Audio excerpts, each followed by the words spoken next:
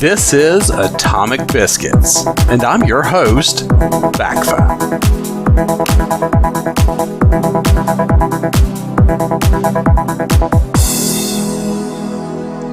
Another episode of Atomic Biscuits. This one is 2025-0430, Signal to Noise. Going to start out at theblaze.com this week with an article titled Doge Marks Millions, all 120 plus years old, as deceased in Social Security database. This is by Candace Hathaway. Another about 5 million to go. The Department of Government Efficiency announced Monday evening that it had purged roughly 7 million Social Security number holders listed as at least 120 years old. Earlier this month, the Doge revealed that the Social Security Administration's database had listed 1.3 million people as alive who were 150 to 159 years old, over 3.5 million 140 to 149, nearly 4 million at 130 to 139, and almost 3.5 million 120 to 129 years old. During President Donald Trump's joint address to Congress on March 6th, he warned about some of the issues already discovered at the Social Security Administration. The Government Accountability Office, a federal government office, has estimated annual fraud of over $500 billion in our nation, and we are working very hard to stop it, Trump stated. We're also identifying shocking levels of incompetence and probable fraud in the Social Security program for our seniors. He highlighted that there are millions still listed as number holders, including over 1,000 people 220 to 229 years old, one person 240 to 249, and one 360. More than 100 years older than our country, Trump remarked. The Doge posted on X last week that it had been performing a major cleanup at the Social Security Administration. At the time, the department noted that it found 3.2 million individuals over 120 years old, but not yet marked as deceased. More work still to be done, it noted. On Monday, the Doge provided another update on its progress, announcing that it had marked several million more individuals as deceased in the Social Security Administration's database. For the past 3 weeks, Social Security has been executing a major cleanup of their records. Approximately 7 million number holders, all listed age 120 plus, have now been marked as deceased, the Doge stated. Another about 5 million to go, it added. Elon Musk stated in February that there were far more eligible Social Security numbers than actual U.S. citizens. This might be the biggest fraud in history, he remarked. It's unclear how many of the individuals listed are still being sent Social Security benefits. The Social Security Administration released a statement last month addressing the aged records. The data reported in the media represent people who do not have a death date associated with their record.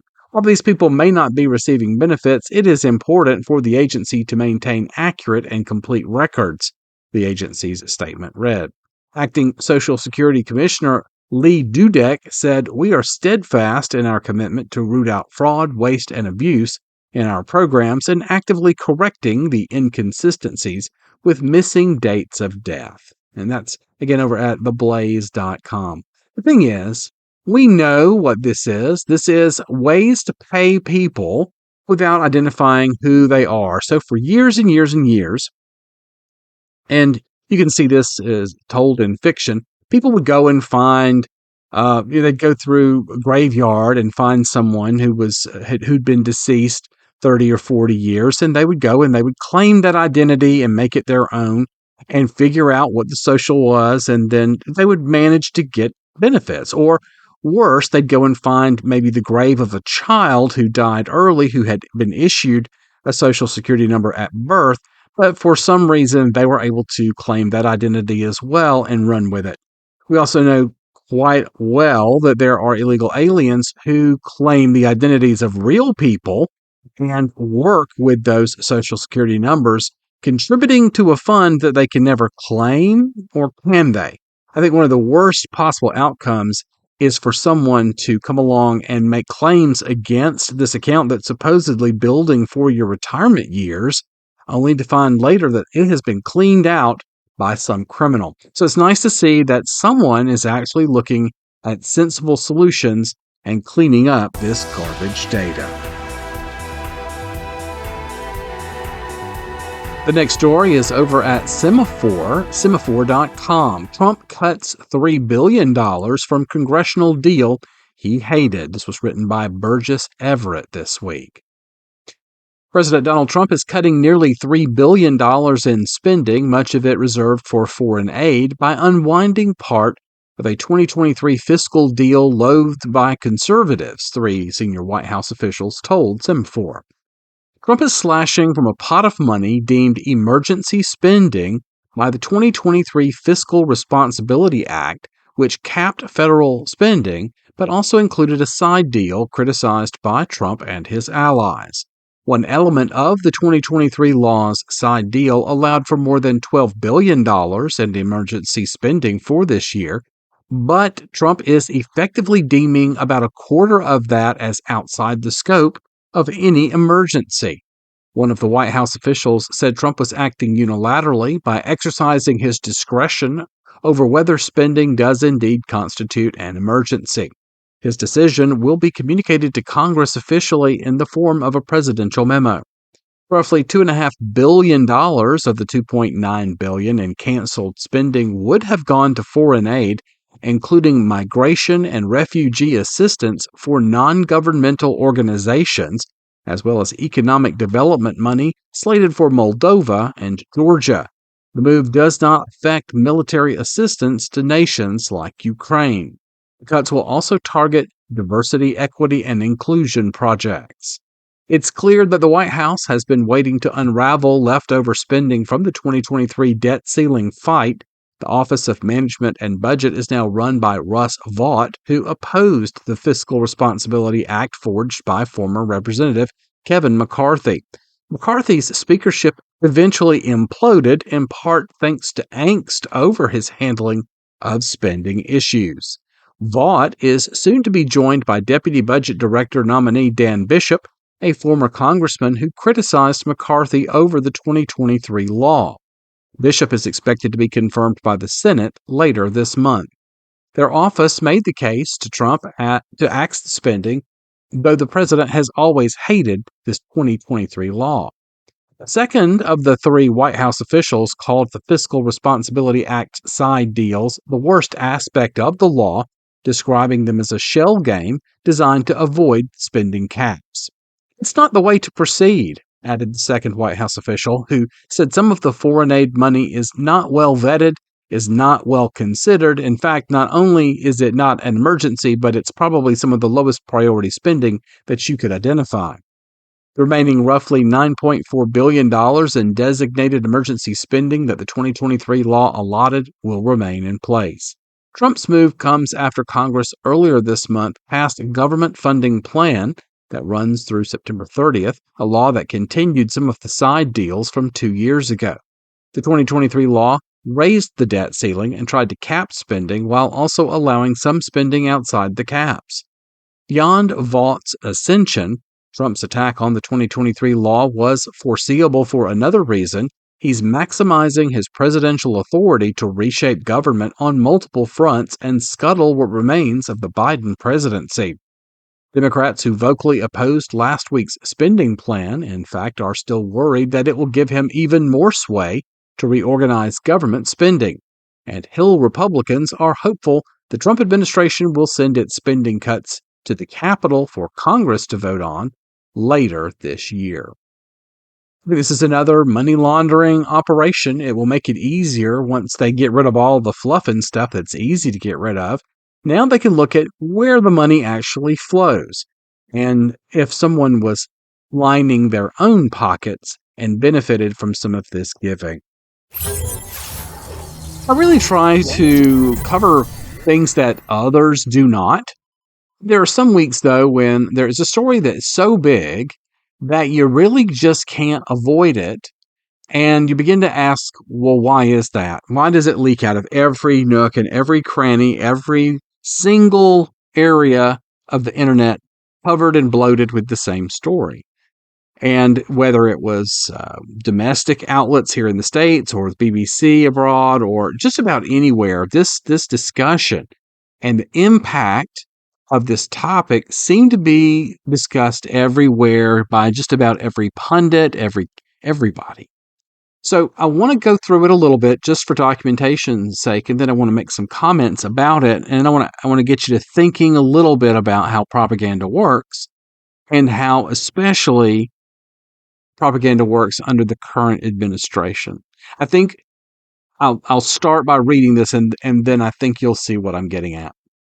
This is a mainstream outlet, CBSNews.com here in the States. NSA warned of vulnerabilities in Signal app a month before Houthi strike chat. This is by James Laporta. The National Security Agency sent out an Operational Security Special Bulletin to its employees in February 2025, warning them of vulnerabilities in using the encrypted messaging application Signal, according to internal NSA documents obtained by CBS News. News of the NSA bulletin comes amid the continued fallout from an explosive article published Monday in The Atlantic. The publication's editor-in-chief, Jeffrey Goldberg, detailed how Defense Secretary Pete Hegseth inadvertently disclosed war plans to him in an encrypted Signal chat group 2 hours before the U.S. military launched attacks against Houthi militia in Yemen. Goldberg wrote that Hegseth's messages included precise information about weapons packages, targets, and timing. The NSA is an arm of the Defense Department and specializes in signals intelligence, which is derived from electronic transmissions and cybersecurity. The agency is responsible for monitoring, collecting, and processing information and data for U.S. national security interests. The unclassified but for official use only documents provided to CBS News by a senior U.S. intelligence official are entitled Signal Vulnerability and were sent out the month before Goldberg was accidentally added to the group chat, allegedly by National Security Advisor Mike Waltz. A vulnerability has been identified in the Signal Messenger application. The use of Signal by common targets of surveillance and espionage activity has made the application a high-value target to intercept sensitive information, the internal bulletin begins. The bulletin warned of Russian professional hacking groups employing phishing scams to gain access to encrypted conversations, bypassing the end-to-end encryption the application uses.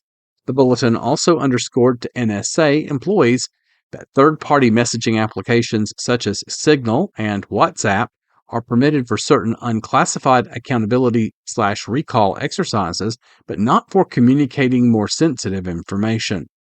NSA employees were also warned to not send anything compromising over any social media or internet-based tool or application, and to not establish connections with people you do not know. CBS News contacted the NSA for comment but did not receive a reply prior to publication. Signal responded to the bulletin in a social media post Tuesday saying the NSA's memo used the term vulnerability in relation to Signal, but it had nothing to do with Signal's core tech. It was warning against phishing scams targeting Signal users. Phishing isn't new, and it's not a flaw in our encryption or any of Signal's underlying technology, the company said. Phishing attacks are a constant threat for popular apps and websites. On Tuesday, National Intelligence Director Tulsi Gabbard and CIA Director John Ratcliffe, both of whom were reportedly in the Signal group chat, testified before a Senate panel. There was no classified material that was shared in that Signal chat, Gabbard told lawmakers, but the NSA bulletin advises that even information that is not categorized as classified should not be shared on Signal, advising users not to share unclassified non-public information on the messaging platform. Ratcliffe said Signal is a permissible use application that has been approved by the White House for use by senior officials. The group chat, Ratcliffe said, was a mechanism for communicating between senior-level officials, but not a substitute for using high-side or classified communications. Both Ratcliffe and Gabbard were asked by Democrat Senator Martin Heinrich of New Mexico whether the Signal conversation included information on weapons packages, targets, or timing. Ratcliffe replied, "Not that I'm aware of," and Gabbard said, "Same answer, and defer to the Department of Defense on that question." Both said they had no knowledge of the chat, including operational details of the strike in Yemen. I think that's pretty interesting. They're buried in the very last paragraph that they weren't aware of this conversation. How could that be? How could they be in a Signal chat and not know they're in a Signal chat or not be aware of what's in the Signal chat? If this was supposed to be a communication zone for high-level officials to communicate in a non-confidential way, why would they use this particular tool? And why would they communicate in this way? Why wouldn't they use their government-issued phones that have end-to-end encryption, right? Why wouldn't they use something secure? And how can you accidentally include an editor from the Atlantic? So all these things kind of don't sit real well with me. I know that they've since published even more information over at the Atlantic. But let's look at some other places where this story was covered and how it is the same and how it might be a little different.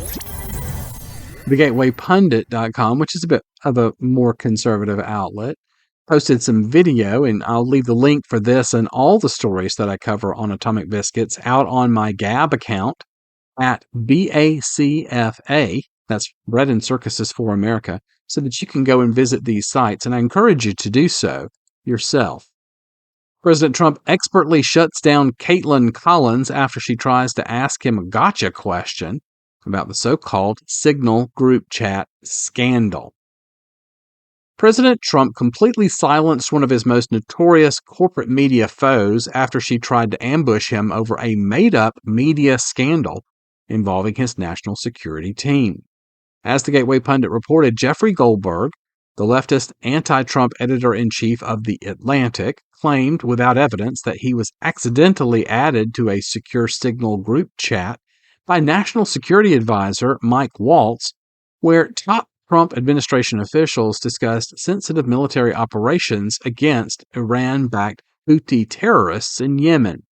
Goldberg said that Waltz, Defense Secretary Pete Hegseth, Secretary of State Marco Rubio, and Vice President J.D. Vance were among the heavy lifters in the so-called Houthi PC small group discussing plans to deliver a long-overdue smackdown to the Iran-backed Houthi rebels in Yemen. But instead of simply excusing himself from the conversation, Goldberg did what deep state Trump-hating reporters do best. He took screenshots of the conversation and ran to his keyboard to try to leak the military operation. But Trump refused to cave under pressure from Goldberg's fellow media hacks and Democrats to fire Waltz, saying he was standing by him. Michael Waltz has learned a lesson, and he's a good man, Trump told NBC News. Goldberg's presence had no impact at all on the military operation, he added. But during a White House press conference where Trump signed multiple executive orders, disgraced CNN reporter Caitlin Collins decided to ambush Trump with a gotcha question to resurrect the story and get him to slam his national security team. Mr. President, you said that your national security advisor learned a lesson after a reporter, she attempted to ask. But Trump was quick to notice Collins's attempt to trick him and, in classic fashion, completely shut her down. "Excuse me, I didn't pick you," Trump retorted. "Next, please." And there's video of the smackdown. So the question I have is, how does the victim here, how does this guy, the reporter, Jeffrey Goldberg, know that he's in a room with these people? How does he know that they are the officials that he claims them to be? Does he have their numbers in his phone? How does that work? How did they all get mixed up in the same room together? Is this really what this is, or is this what he's perceiving that it is? Let's look at one more story, and then I'll tell you what I really think. In pretty predictable fashion, we get this story by Christina Lala. Here we go. Far-left watchdog group sues Hegseth, Tulsi Gabbard, Ratcliffe, and others, claiming their use of Signal app is violation of Federal Records Act. Now, just a sneak peek, I think that some of this is some Sun Tzu stuff, where they are using the weight of their enemy against them.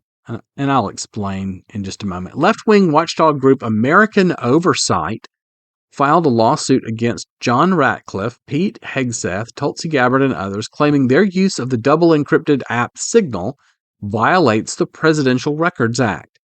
American Oversight boasts about its activist litigation targeting Republican interests, especially the Trump administration.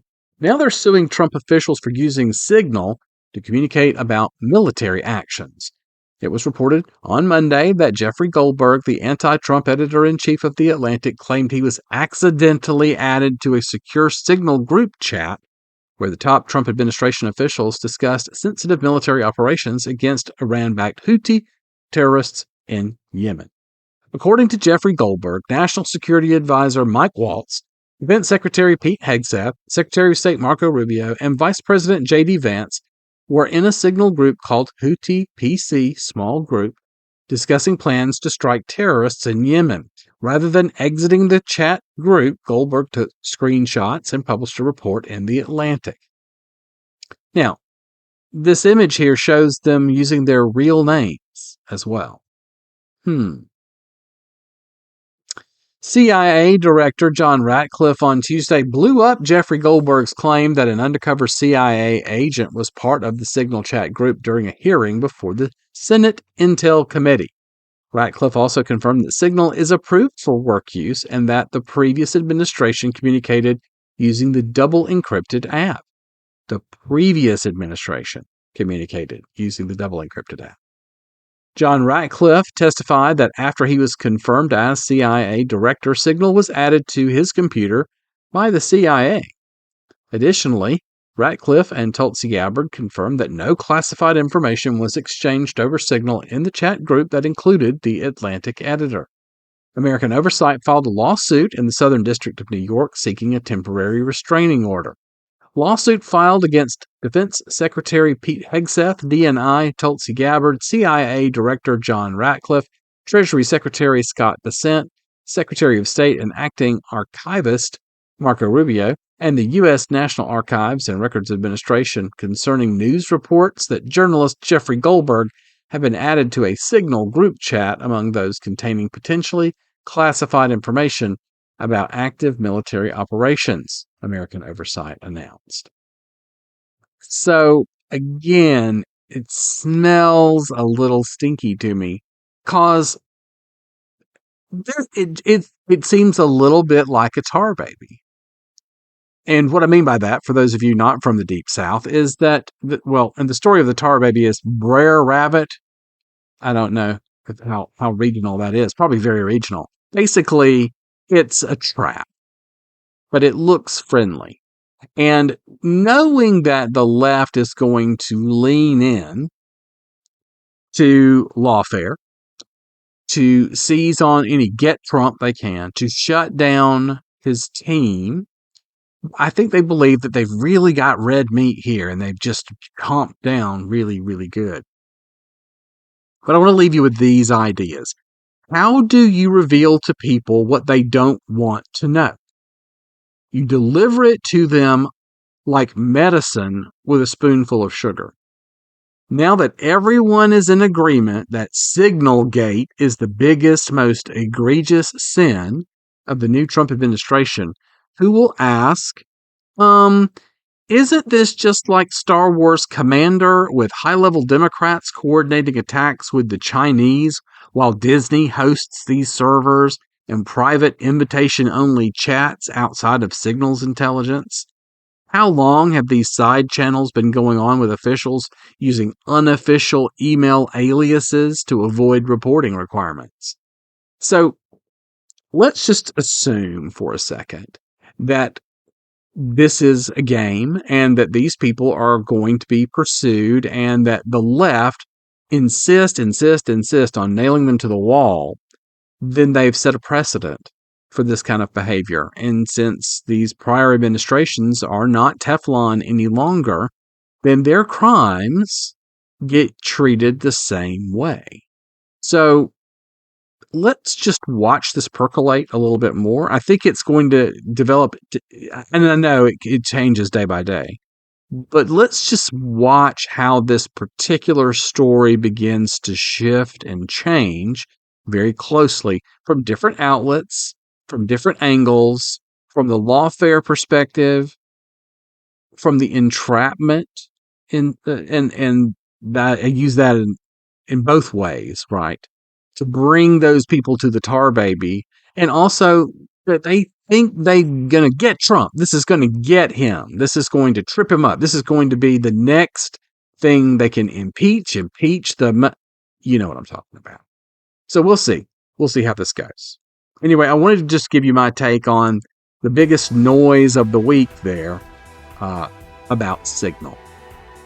All right, let's pivot. Let's talk about what's over at redstate.com. Safer streets, safer cities. ICE, Houston, scoops up over 600 illegal alien criminals in a sweep. This is by Ward Clark. The streets of Houston, Texas are a little safer today thanks to Houston's Immigration and Customs Enforcement troops. Why? Thanks to ICE Houston, over 600 illegal alien criminals have been taken off the streets for repatriation. These are some seriously bad people among them. There's an inset here that reads, U.S. Immigration and Customs Enforcement agents based in Houston continue to arrest and remove violent criminals illegally in the United States. In several targeted operations, agents arrested more than 600 criminal foreign nationals, including scores who were previously deported multiple times, confirmed gang members, sex offenders, and fugitives. ICE agents recently removed Orbelin Benitez Carvajal, a criminal Mexican national previously deported and convicted of manslaughter. He was returned to Mexico last week after previously being deported in 2014 and illegally re-entering the country last January. His criminal record includes manslaughter and assault in Travis County, driving while intoxicated in Austin, and illegal entry in West Texas in January of 2024. An 8-time removed Mexico national, Baltazar Pantoja Calderon, was also removed from the United States this month. He was convicted on charges of kidnapping, driving while intoxicated, illegal entry, and resisting arrest. Each time he illegally entered the United States, he was caught and returned to Mexico, including this month. Another Mexican national, Leticia Caballero Guatemala, was removed to Mexico this month after having been removed 6 times, going back to 2002. Her criminal record includes 14 convictions, including 6 for driving under the influence, 6 for theft or larceny, and 2 for refusing to provide identification to law enforcement. But wait, there's more. In another operation, ICE worked with state and local authorities to bring in these bad guys. 140 charged or convicted of an aggravated felony or other violent crimes like homicide, aggravated assault, or domestic violence. 34 charged or convicted of sex offenses including aggravated sexual assault of a minor, possession of child porn, or rape. 38 convicted of illegal firearms offenses including unlawful carrying of a firearm, alien in possession of a firearm, and aggravated assault with a firearm. 52 charged or convicted of illicit narcotics offenses, including drug trafficking or possession of a controlled substance. 51 charged or convicted of property crimes like burglary or theft. 93 charged or convicted of driving while intoxicated. There are a lot of people that we don't want in our country. Those are also a lot of people who should never have been in the country, and but for the Biden administration, they wouldn't have been. Consider for a moment the human and economic cost of having just the people mentioned in these reports in our country. They've committed crimes. They've attacked American citizens. Their very presence is a crime as they entered the country illegally. They compound that crime by committing more crimes. Americans have lost property to these criminals, and they've been made unsafe in their own cities by, for example, the 140 mentioned above who have been charged with or convicted of homicide, aggravated assault, or domestic violence. Now, at least over 600 more are off the street and on their way back to where they came from, where they rightly should be. The numbers just keep stacking up.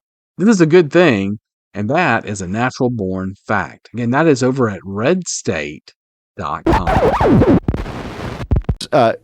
Celebrities who can be trained to spread desired messaging. I think that was the exact phrase, trained to spread desired messaging. And the presenter goes over the drawbacks of this and how, and we need to decide some of the moral efficacy of this, but basically saying that, Taylor Swift has worked in various things before that have been empirically shown to move the needle on government initiatives. For example, her Get Out the Vote, her Get Out the Vote work, Increase the Vote, her public health campaign stuff, bought by in there. Well, that video has a lot of curse. Okay, yeah, pause right there. Okay, no, scroll up. Okay. Right there. Pause right there. And if you see that goal, identify key actors to train and spread desired messaging. This is on NATO's, we pay for NATO. We paid for this to be pitched. Now, here's where some of this story got misreported. I don't know that anyone from NATO directly reached out to Taylor Swift or her campaign to do that. And if they did, this would not be formalized in a formal Pentagon grant or quid pro quo. But I should note, look at who the biggest sponsor of South by Southwest is in Texas now. It's the military. Go ahead and look up the scandal if you want about South by Southwest Pentagon funding. They've taken over the music industry because it's hearts and minds work. Okay, well, I guess that just happened in 2024. Let's see. If you go to, okay, so this has caused so much problems for the past couple of years that I guess they're now reforming this. But if you run a Boolean search for before 2024, you'll see this. But basically, the Pentagon, or if you scroll down, maybe it might be right there. So it caused this big boycott because the Pentagon, in tandem with this music diplomacy program and these U.S. aid backing of these things. Okay, well that's a U.S. Army in Palestine one, but you'll see the numbers on this. Basically, the Pentagon moves into this, and just like they were, giving Dua Lipa the awards, just like they're working with Pussy Riot, just like they have 22. In fact, you can look this up if you want. The State Department Music Diplomacy Program, 22 rappers, hip hop. You'll see, again, these people become network nodes. They become assets to play with. And, an incredible example of this that I hesitate to discuss here because I know that the organization that these documents leaked from is contesting, these documents. But,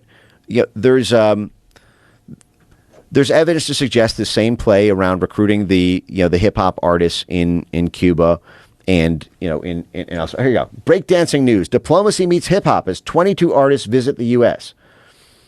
Okay, this is the U.S. State Department. We are paying to recruit them as assets. So when they go and look at the country list, if you want, look how far and wide this is to the edges of the earth. Mongolia, Cameroon. There's a whole thing here, but basically, it was protest rock. It was protest rap in Cuba for that USAID operation. It was protest rap. There's language, for example, in this gray zone report around Bangladesh, and I'll leave it to the current fight, between them and the National Endowment for Democracy about the nature of those documents. But those documents that the gray zone published have 2 rap songs in Bangladesh that have lines like they were designed to inspire anti-government sentiment and to promote street protests and political reform. I mean, literally writing rap albums to get people to take to the streets and pull off the exact riot that the State Department wants to destabilize the country. Ladies and gentlemen, I am one of the first prominent people to expose Epstein more than 15 years ago. I've forgotten more about the case than most FBI agents know. It's just a fact. And I can tell you that Pam Bondi and Kash Patel are 100% real. Trump's 100% real. They gave them old files a month ago to try to embarrass everybody. And then she raided the New York offices when they wouldn't turn them over. And they ordered the people to resign who were involved in it. This is incredible. Now, today I had Kyle Seraphin, the top, most prolific FBI whistleblower ever. And he exposed so much, the targeting of Catholics and conservatives by the FBI, going after people at school boards in Virginia that didn't like their kids being raped by transgenders and the cover-up. He broke so much after that. He first went to Congress with that, then they went after him, so went public on everything else. He showed me the messages from the D.C. headquarters. He talked about it on air, but he let me see it all about their secret operations against me. That was a side issue. I didn't care about that today. I said, let's move on from that because we got to bring down the mothership or we're all screwed. And he showed me all the messages, high level, that 14,000 plus terabytes, videos, all of it, the hundreds of previously unidentified child victims of the CIA, Mossad, MI6 pedophile honeypot. He wouldn't say this on air, but the point is sources can't get it all, but there's the DC's investigating what it thinks is key, but it's just giving it to the field offices. Total transparency. They never do that. They're pumping it out across the country to FBI field offices saying, here's the whole file. Any of you folks volunteer, because they make you volunteer to look at this. This is child porn. This is kids getting raped. This is serious crimes. And they're just turning them loose. And he showed me the stuff in D.C., high level. He showed me people he knows in field offices going, holy shit, they just gave us the fuck, oh my God. And they've got to go in the secure, area to look at it.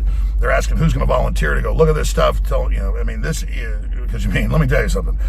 I've never seen child porn, and I'm blessed, but just reading transcripts of it in federal cases with some of this stuff, and raping kids, murdering them, and snuff films, this is not for the faint of heart.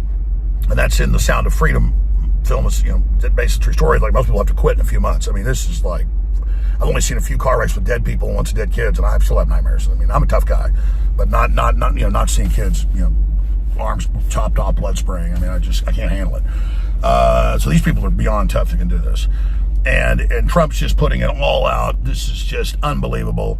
And today he just cut all the funding to Planned Parenthood and sent in federal orders to shut down all the election fraud and declassified Crossfire Hurricane that'll burn all the criminals, opening the way for total prosecution. I mean, it just goes on and on. Federal judges are ruling Doge is right. It was unconstitutional blockade. I mean, it's on, baby. They tried to kill Trump. He's already a great guy, but he's going for broke. And I found out from inside sources he was just being nice to King of England. Oh, yeah, sure, we'll join. Maybe we'll talk about your Commonwealth. That's what he does. So I was still worried about it, but just bam. I mean, this is awesome. Thank you, God. Thank you, all the listeners that God worked through that we're still at this point. This is so historic. Thank you for your support. Oh, my God, we just learned of a whole other dirty trick to try to shut us down. I'm not letting me talk about it. I got to go meet with lawyers right now with the whole DOJ and that, because, they haven't got rid of all the bad DOJ guys, but we're barely hanging on. InfoWars, please support our backup system at Real Alex Jones, the shopping cart where you can get the supplements, the shirts, the daggers, stuff that's even sold out at theauctionstore.com. That fund's mainly InfoWars, but Real Alex Jones, how you fund us. We're winning. We've got all this stuff. I'm going to be meeting with the DOJ people soon. We're just getting all the material together for them. I mean, on the stuff that happened to us. I mean, Trump is just on warpath. This is total war against the globalists. They wanted to fight. They better believe they got one. But just thank you all for your support. We're in this together. RealAlexJones.com. Even they shut down InfoWars. Follow me on X at AJN Live for Alex Jones Network at AJN Live. God bless you all. But Trump's the real deal, ladies and gentlemen.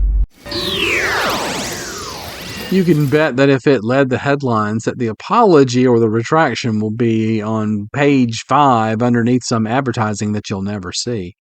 This is over at theblaze.com. Financial Times apologizes for falsely accusing Tesla of missing $1.4 billion in financial report. An article in the Financial Times made headlines when the author claimed to have identified $1.4 billion missing in Tesla's recent financial reports. Tesla had lost a substantial amount of value last week when Dan McCrum piled on by asking how the company's accounting had apparently made $1.4 billion disappear. After the accusations were published Wednesday, other outlets pounced to spread the apparent anomaly and further damage Tesla. Compare Tesla's capital expenditure in the last 6 months of 2024 to its valuation of the assets that money was spent on, and $1.4 billion appears to have gone astray, McCrum had written. The Financial Times reached out to Tesla for comment but did not receive a response. By Tuesday, McCrum posted an update explaining that he had made a mistake in reading the financial reports from the company. Mea culpa, he wrote, acknowledging his fault.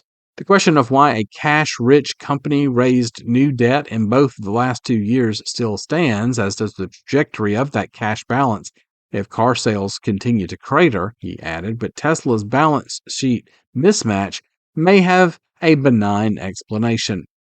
McCrum goes on to explain that the discrepancy was easily explained by allocations of cash flows to other operations, and that helpful accountants reached out to the author to explain the complexities of reading financial statements. Failed Democratic vice presidential candidate Tim Walz had mocked Tesla for its stock slide to $225 a share. It has since risen by 27.5% to $287 a share on Tuesday. It's all volatile, and you're going to find anything and everything to aggravate the existing administration. One America News, OANN.com, had this juicy tidbit. Trump revokes Secret Service protection for ex-Department of Homeland Security Secretary Alejandro Mayorkas. This is by April Elfie. President Donald Trump has revoked Secret Service protection for former Homeland Security Secretary Alejandro Mayorkas. On Monday, the federal agency confirmed that Mayorkas no longer had Secret Service protection. Mayorkas, who allegedly denied Trump stronger Secret Service protection after multiple assassination attempts on his life, had his taxpayer-funded security detail extended for 6 months by former President Joe Biden. The former Homeland Security Secretary would have had protection until mid-July if Trump had not directed for it to be revoked. Per executive memorandum of the President, the protective detail for former Homeland Security Secretary Alejandro Mayorkas has been discontinued, a Secret Service spokesperson told the New York Post. To ensure the integrity of our operations, we cannot comment on the specifics of our protective means and methods. According to the Washington Post, the Secret Service was notified Friday that Mayorkas was losing his protection. Again, that's over at OANN.com. Everything old is new again. I wanted to flash back to something that is still on the internet that I will refer to every once in a blue moon that I think is very interesting stuff. This is eagleforum.org. Again, I'll leave the links to this out on my Gab account. This is titled, "The China Connection is the Real Scandal," and it was posted June of 1998 in the Phyllis Schlafly Report. This is volume 31, number 11. Now we know why the Democrats were so vicious in their attacks on Senator Fred Thompson, Republican from Tennessee, and Representative Dan Burton, Republican from Indiana. Theirs were the committees that were closing in on the China connection, the scandal that can bring down the Clinton presidency, the scandal that has made congressmen start to utter the T word, treason. A series of front-page news stories in the New York Times, May 15th, 16th, 17th, essentially vindicated Thompson's charge that the Chinese Communist government tried to influence the 1996 U.S. election with campaign contributions. Bill Clinton's friend and ubiquitous Democrat fundraiser Johnny Chung told federal investigators that he funneled nearly $100,000 from the Communist Chinese military to the Democrat campaign in the summer of 1996. The money was handed to Chung by the daughter of the top commander of China's People's Liberation Army, General Liu Huquan, who was one of the top 5 members of the Chinese Communist Party's ruling Politburo. Chung's liaisons with the Clinton administration were so cozy that he was able to arrange for the daughter, who goes by the name of Lieutenant Colonel Liu Chaiying, to get a speedy visa and come to America to be photographed with Clinton on July 22, 1996.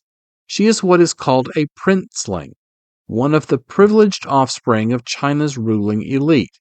In addition to her title as Lieutenant Colonel in the People's Liberation Army, she is a senior manager and vice president for China Aerospace International Holdings, which is the Hong Kong arm of China Aerospace Corporation, a state-owned jewel in China's military-industrial complex with interests in satellite technology, rocket launches, and missiles. Johnny Chung told federal investigators that Colonel Liu actually gave him $300,000, which she said originated with China's military intelligence arm, and told him to use the money for Democrat campaign contributions. He apparently kept $200,000 for his businesses. Soon after the picture-taking fundraiser, Colonel Liu had Chung open a California branch of Marswell Investing, another of her Hong Kong enterprises whose chief business was parking Chinese money in the United States. She also invested $300,000 in Chung's facsimile business. Chung was quite a hustler. He visited Clinton's White House 49 times. After fundraising investigations began last year, the Democrat National Committee returned $366,000 to Chung, which were suspected of being illegal foreign contributions. Chung has pled guilty to campaign-related bank and tax fraud. U.S. intelligence discovered in 1993 that China had sold missile technology to Pakistan. Because of bipartisan congressional demands, Clinton barred the U.S. space industry from using Chinese rockets to launch their satellites. U.S. satellites were put on the munitions list, the list of our most sensitive military and intelligence gathering technology. The reason these commercial satellites are important is because they carry technological secrets essential to significant military and intelligence interests. In June of 1994, the CEO of Loral Space and Communications, Bernard Schwartz, made a $100,000 contribution to the Democrat National Committee. He then joined a Ron Brown trip to China that led to a $250 million telecommunications deal for Loral satellites to be launched by Chinese rockets. In October of 1994, Clinton lifted the sanctions he had imposed on China for selling missile technology to Pakistan. In early 1995, Schwartz sent a letter to Clinton urging that responsibility for satellite export licenses be shifted from the State Department to the Commerce Department. Meanwhile, both Schwartz and Johnny Chung made more huge donations in excess of $100,000 to the Democrat Party. On February 6, 1996, despite reports that China continued to export nuclear technology to Pakistan and missiles to Iran, and over the objections of our State and Defense Departments, Clinton signed waivers for 4 U.S. satellites to be launched by Chinese rockets. On the very same day, Wang Yun, a Chinese arms dealer, attended one of Clinton's now famous campaign coffees in the White House and spent some time in Ron Brown's Commerce Department office. Wang Yun owns a huge stake in a Chinese enterprise that benefited from Clinton's waivers, China International Trade and Investment Corporation. On February 15, 1996, the Chinese rocket launching a $200 million Loral satellite blew up. Without telling the U.S. government, Loral scientists prepared a 200-page report advising China how to improve the guidance of its missiles and forwarded this helpful advice to China without Pentagon approval. The rationale for allowing U.S. satellites to be launched by Chinese rockets is that the technology is safely locked up in a black box, and Americans monitor the launch to assure that it stays secure. But when the Loral rocket blew up, the parts were scattered.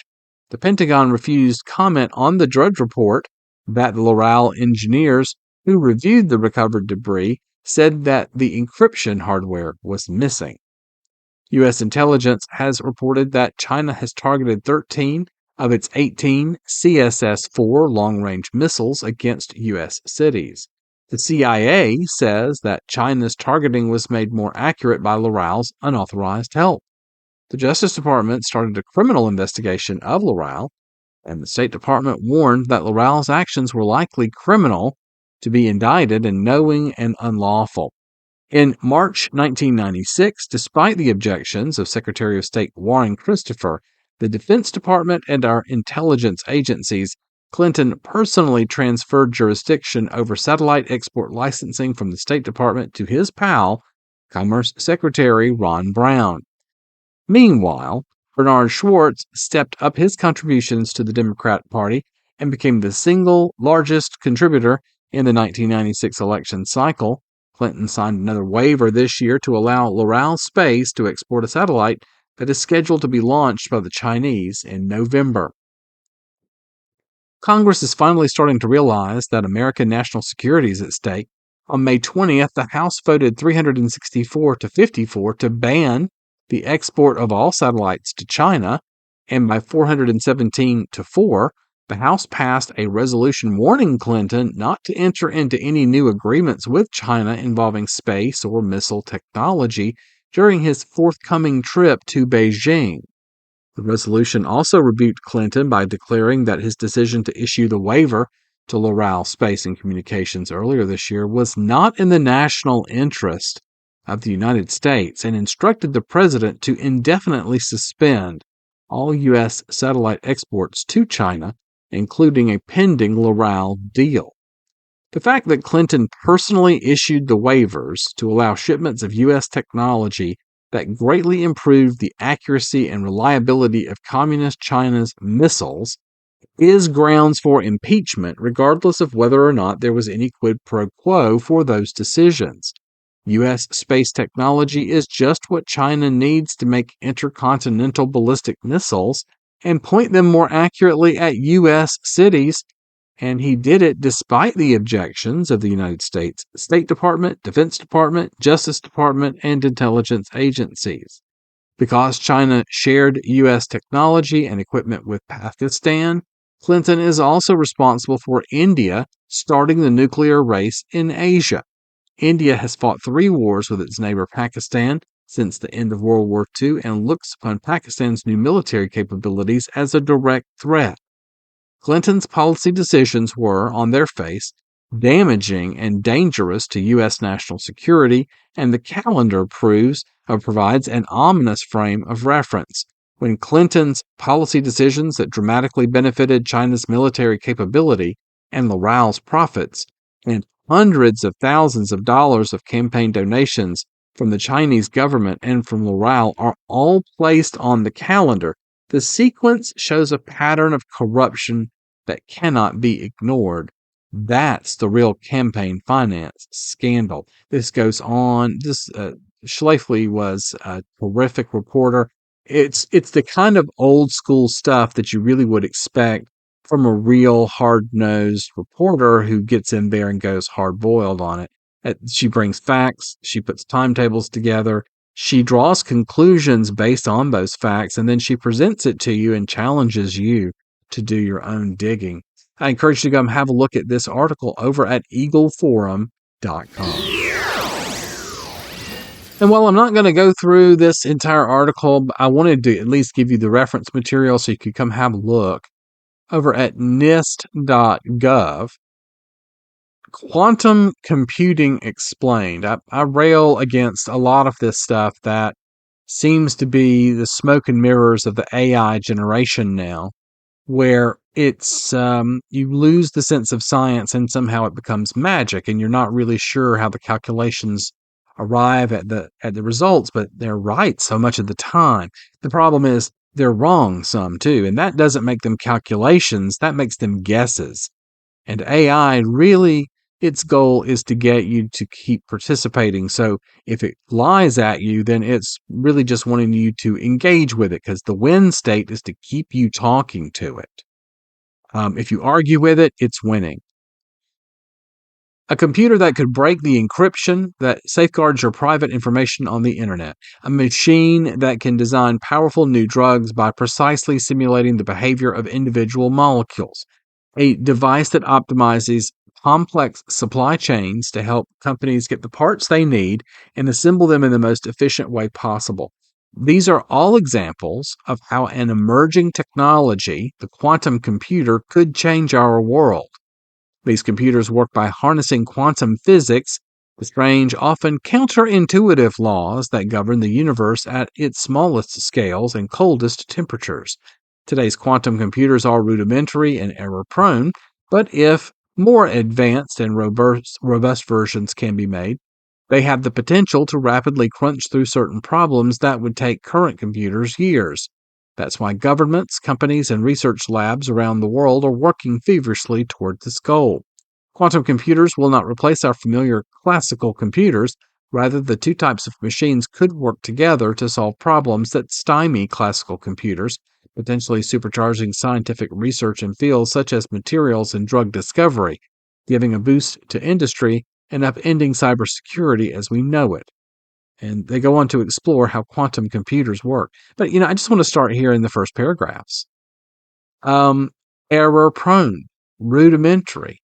The thing is, if it comes up with an answer that would take maybe, say, 3 years for another machine to sort out, how do you know you're getting a wrong answer? Why would you trust drug development or public safety or calculations on security to something that might just be guessing? And the thing that bothers me the most is this sense of, imaginary numbers or it's like movement through space. There's only positive motion. You go forward, you go back. Those are both plus numbers. There's not a minus motion. There's not a negative quadrant there. And I think some of this imaginary numbering system is based on our fallible way that we look at the universe. It's our lack of understanding about how things really work that lead us to this path. Our math is not sufficient to really explain the world. It starts out as simply describing what we can see with our eyes and how we can calculate quickly those things that we encounter. So math is our representation of the world as we have taken it in and how we can estimate how answers should be. And in a lot of ways, they can be quite accurate. And using tools, we can make them even more accurate. But there are some things you can do with math that aren't practical, that don't exist in our three-dimensional universe. And so when you start exploring interdimensional things and imaginary things and guesswork, and including that as part of scientific discovery, we need to be very, very careful and cautious about how much time, effort, and energy we spend on things that cannot be.